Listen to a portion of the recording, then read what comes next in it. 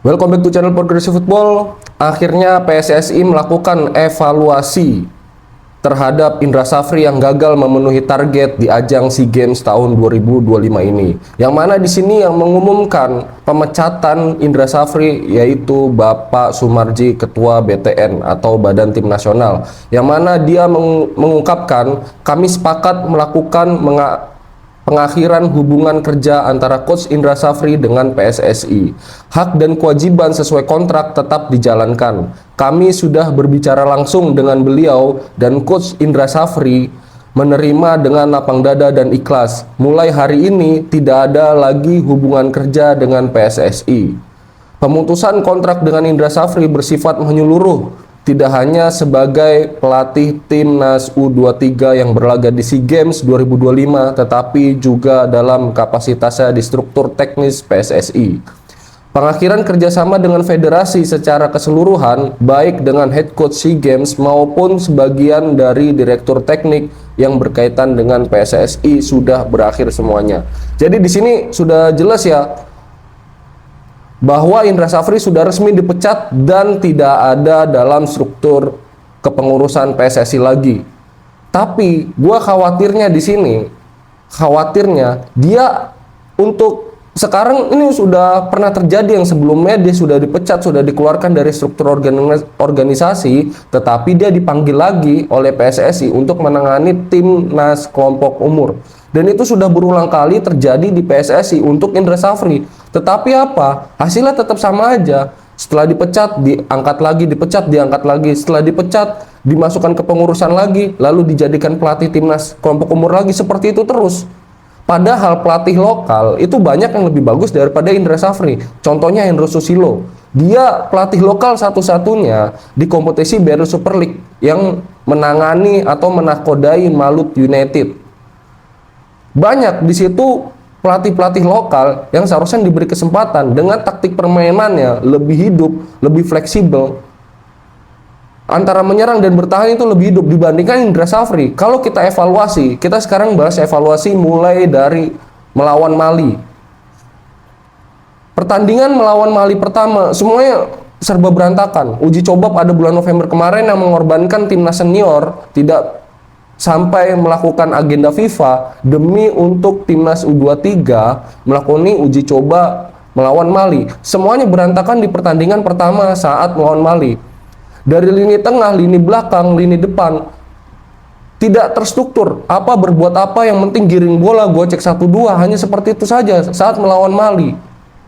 Dan baru kelihatannya ketika pertandingan kedua melawan Mali, itu baru terlihat Ivar Jenner berperan penting di situ, tetapi masih banyak seperti Rayhan Hanan, Tony Firmansyah, itu masih banyak menggiring-giring bola.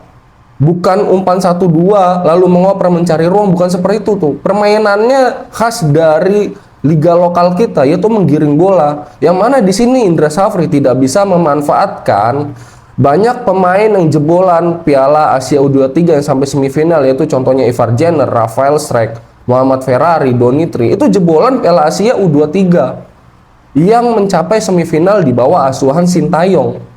Seharusnya Indra Safri bisa memanfaatkan itu yang sudah dipoles, yang sudah digembleng oleh Sintayong, maksudnya oleh Sintayong. Pada zaman Sintayong sudah dipoles. Seharusnya Indra Safri tinggal memetik ya. Dan mereka yang bekas mempunyai pengalaman di Piala Asia U23 itu seharusnya dia menjadi acuan, patokan bahwa standarnya lo seperti ini. Seperti Ivar Jenner, Muhammad Ferrari, Donitri, seharusnya seperti ini. Dan ketika di bawah asuhan Indra Safri, semuanya berubah. Semuanya egois, termasuk Muhammad Ferrari juga seperti itu. Cara bertahannya berbeda sejak di bawah asuhan Indra Safri dibandingkan saat dia bermain di bawah asuhan Sintayong. Begitu juga saat melawan Filipina. Kita lihat banyak komentator atau mantan pemain timnas yang memberikan komentar mengkritik dengan pedas kepada timnas U23 yang berlaga di ajang SEA Games, terutama Greg Nokolo. Itu seperti tidak melakukan latihan di ajang SEA Games seperti ini, seperti meremehkan gitu. Greg Nokolo seorang striker yang dulu pernah berkostum timnas Indonesia, berlabel timnas, dia aja sampai berbicara seperti itu. Pertandingan saat melawan Filipina, sepertinya Indra Safri terlalu meremehkan karena bisa mengimbangi Mali di pertandingan kedua. Makanya Indra Safri meremehkan Filipina yang mana? Pemain Indonesia, timnas kita itu, seperti Ryan Hanan, terus Raka, terus Tony Firmansyah, yang di depannya juga seperti itu, tidak saling terhubung. Kerjasama, chemistry-nya tidak ada dalam sebuah tim. Bagaimana cara bertahan yang benar, bagaimana ketika membangun build up serangan yang benar itu bagaimana, itu tidak bisa dimanfaatkan oleh Indra Safri, yang mana juga Cahya Supriyadi di sini bermain sangat buruk saat pertandingan melawan Filipina. Seolah-olah Cahya Supriyadi juga meremehkan penyerang-penyerang dari Filipina. Itu yang tidak patut diperlihatkan sebagai pemain profesional dan sebagai pelatih. Ini terlihat sekali, mungkin kita yang menonton dari layar kaca itu juga melihat bagaimana sang juara bertahan meremehkan lawannya. Makanya gue ingat sekali kata-kata Indra Safri, tidak usah pedulikan taktik manapun, dapat bola giring ke depan lalu cetak gol. Itu udah kuno seperti itu. Taktik seperti itu sudah kuno, sudah tidak bisa menjadi referensi perkembangan sepak bola sekarang. Yang mana walaupun itu 2 tahun lalu seperti itu, pada saat 2023 memenangi SEA Games, mendapatkan medali emas, taktiknya seperti itu. Tetapi setiap negara itu melakukan pembenahan di setiap aspek, termasuk taktik. Di setiap negara, walaupun di ASEAN aja, sudah membenahi taktiknya. Tidak ada long ball. Nah ini Indra Safri masih tetap long ball saja, tidak ada perubahan. Kalau misalkan tidak long ball, bermain di sayap kanan, sayap kiri, tidak ada mencoba build up dari tengah. Yang mana seharusnya dia bisa memanfaatkan Ivar Jenner sebagai playmaker, sebagai pengatur serangan, sebagai penyeimbang di lini tengah timnas Indonesia. Seharusnya itu bisa dimanfaatkan. Yang mana di sini rekan dari Ivar Jenner, Tony Firmansyah dan Rayhan Hanan ini tidak membantu. Ketika dioper bola kepada Tony Firmansyah saat melawan Filipina, itu dia first touch-nya gagal semua. Donitri juga seperti itu. Ketika memulai penyerangan lewat sektor kiri, first touch-nya setiap menerima umpan, menerima operan, itu jelek semua. Terlihat perbedaannya antara Ivar Jenner dengan rekan-rekannya yang lain ini sangat terlihat. Yang mana ketika menerima umpan dari Ivar Jenner, Tony Firmansyah, Rayhan Hanan, ini gue bahas di lini tengah dulu. Karena apa? Ini yang sangat rawan di pertandingan SEA Games. Apakah di pelatihan sebelum bertanding melawan bertanding melawan Filipina seperti itu?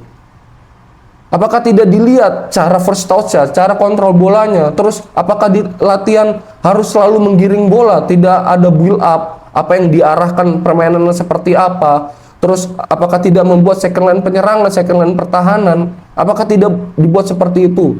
Dan kalau misalkan menyerang dari sektor kanan, ya pemainnya merapat di kanan. Ini tidak. Ketika ada pemain timnas Indonesia, misalkan contoh Rafael Strijk atau Ryan Hanan, ini tidak ada yang membantu untuk memberikan ruang operan kepada rekannya, tetapi hanya menonton di posisi tersebut. Tidak ada pergerakan, misalkan membuka ruang atau mengelabui back agar rekan-rekannya strikernya ini bisa terbuka posisinya. Ini tidak ada permainan seperti itu saat melawan Filipina. Ini apakah pantas disebut permainan timnas yang diidam-idamkan gitu loh.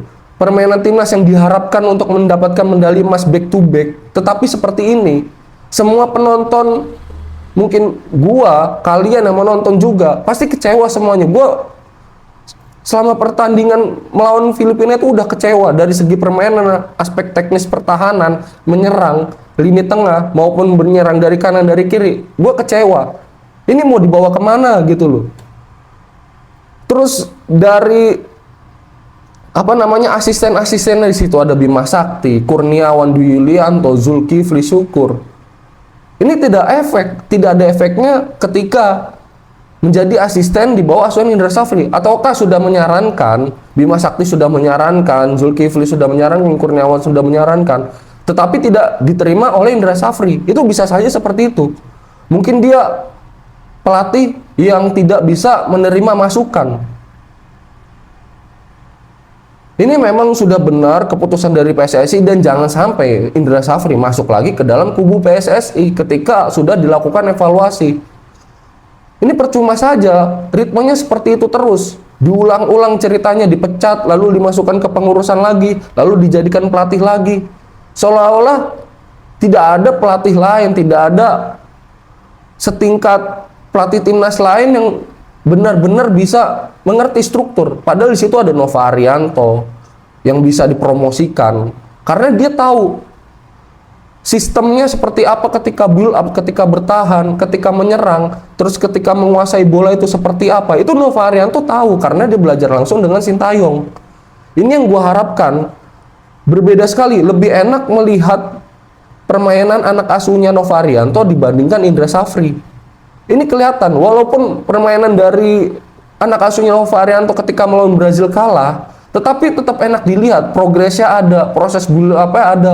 Walaupun kalah body balance, body charge-nya dia kalah, langkah kakinya kalah, tetapi semangat juang, mental, cara bertahannya itu ada. Ketika bertahan, anak asuhnya Nova Arianto membuatkan second line, yang mana terkadang di belakang 5 pemain, di tengah 4 pemain, dan begitu pun sebaliknya. Terkadang juga di belakang 4 pemain, 5 di tengah.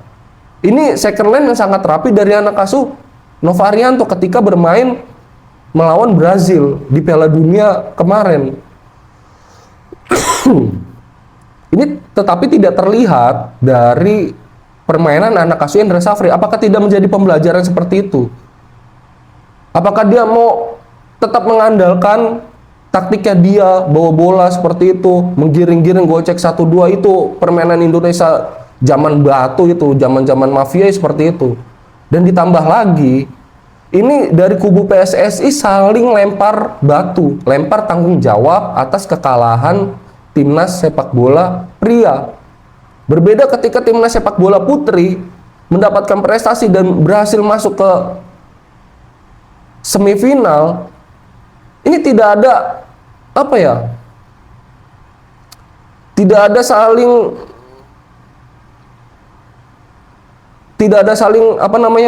mengintrospeksi. Putri yang kurang perhatian aja bisa lolos, sedangkan pria yang perhatiannya berlebih-lebih sampai mengorbankan timnas senior ini malah tidak lolos, tetapi tidak ada introspeksi dari PSSI dan juga dari ketua PSSI-nya Pak Erick Thohir. Ini juga tidak tahu malu ketika dia bilang, dia sering mengungkapkan kalau dia disuruh mundur, dia akan mundur. Tapi apa? Kalau sudah seperti ini seharusnya dia sadar diri untuk mundur. Sekarang apa? Dia sudah di demo, sudah di depan kantor PSSI untuk mundur, untuk pergantian ketua umum PSSI. Begitu juga sekjen dan XO PSSI-nya yang lain. Ini politik di dalam kubu PSSI saja ini sudah terlihat. Ada yang satu one showman, terus ada yang satu show off, yaitu Pak Erick Thohir ingin memperlihatkan dirinya kalau dia pemimpin yang baik. Ada yang satu penjilat, ada yang satu suka berjudi. Ini bahaya sekali ini. Kalau di dalam kepengurusan PSSI seperti ini sangat bahaya. Yang mana ini berakibat fatal ketika ego seorang pemimpin, seorang pimpinan tidak bisa satu jalan dengan anak buahnya yang penjilat, yang suka berjudi, tidak satu jalan, tidak satu visi, dan dia seolah-olah ingin memperbaiki timnas, tetapi aslinya dia ingin menghancurkan timnas Indonesia seperti dulu lagi. Ini sangat bahaya. Malah timnas kita, timnas senior, ini akan merosot. Satu persatu akan merosot lagi, kita setel dari ulang lagi. Apakah liga sudah diperbaiki atau belum? Kalau liga diperbaiki cuma masalah VAR, itu kurang berefek. Karena apa? Butuh dari grassroots. Kalau misalkan grassroots-nya itu nggak usah aneh-aneh, nggak usah formasi apa-apa. Yang penting cara first touch-nya diajarkan dengan baik di kelompok umur itu bagaimana, terus cara build up itu bagaimana, bukan hanya menggiring bola. Kalau menggiring bola bermain tarkam saja juga bisa, itu seperti King Polo itu juga bisa. Mengandalkan skill individu di tarkam itu bisa, tetapi ketika bermain timnas, bermain di ajang sekelas SEA Games atau Piala Asia atau yang lebih tinggi, ini tidak bisa mengandalkan skill individu, kecuali memang kamu mempunyai keturunan seperti Messi, Neymar, atau dari Brazil lainnya. Ketika melakukan skill individu itu berhasil, tetapi tidak melupakan kerjasama tim. Itu yang sangat penting dilakukan dalam sebuah tim. Berbeda dengan zamannya Evan Dimas yang mana suka menggiring bola gini-gini terus memancing lawan agar mengejar dia semua tetapi tidak ada yang membantu. Itu salah, itu permainan zaman dulu. Udah mungkin berhasil 1 kali 2 kali seperti itu, tetapi buktinya apa di zaman Evan Dimas? Di Piala Asia juga keok juga, nggak berkutik di zaman Evan Dimas itu, karena banyak apa ya, diundang boleh lah, tetapi dilihat taktiknya tuh seperti itu terus, monoton. Jadi kita menonton pertandingan zaman Evan Dimas ya seperti itu juga, di bawah asuhannya Indra Safri. Memang fisik kuat, tetapi dari segi taktik ya tidak ada. Begitupun juga ini, misalkan sudah jadi evaluasi Indra Safri dipecat, ini pelatihnya yang gua rasa pantas ini Nova Arianto. Nova Arianto pasti siap untuk menggantikan posisi Indra Safri, yang mana dia dari segi taktik itu sudah lebih jelas, sudah lebih siap. Cara first touch, cara bertahan, cara build up itu lebih siap. Bagaimana dia pendekatan sebagai ayah kepada para pemain, kepada anak asuhnya di bawah timnas kelompok umur ini, dia sudah sangat bagus cara pendekatannya. Kapan dia bertindak sebagai ayah, kapan dia bertindak sebagai pelatih yang keras, yang disiplin, mendisiplinkan anak asuhnya. Ini dari sosok Nova Arianto ini sudah ada. Jadi itu yang patut kita harapkan ya. Semoga PSSI melakukan evaluasi untuk timnas maupun timnas senior dan kelompok umur. Oke, itu saja. Gue Iqbal dari Progresif Football. Jangan lupa tekan tombol like dan subscribe-nya dan nyalakan tombol notifikasinya untuk mendapatkan berita terbaru dari channel Progresif Football, yaitu analisa taktik, hasil pertandingan, kita bahas pertandingan. Semuanya ada di channel ini. Masalah sepak bola, gue Iqbal dan ciao.